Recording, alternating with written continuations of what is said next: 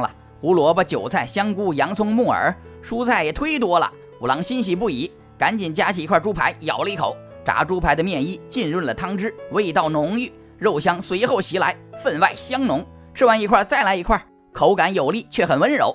五郎觉得这是男人该有的样子。他将蔬菜和炸猪排一口口的往嘴里输送，一刻不停。他的进食系统相当强悍，各部门协作很流畅，能应对高强度作业。此时店员给雄壮大哥端上了炸猪排，大哥说：“我点的是炸鸡排呀。”老板忙说：“给大哥重做一份。”大哥忙拦住说：“我感觉我跟这炸猪排很有感情，就吃这个了。”于是大哥就开开心心的吃起来，而五郎则再次开启风卷残云、云淡风轻、清风乍起模式，将猪排炖全都扒拉到米饭碗里，又撒上许多七味粉，制作成他心仪的盖饭，然后狼吞虎咽的吃起来。大口吃饭的时光真的是值得珍惜。那时光里不光有美味佳肴，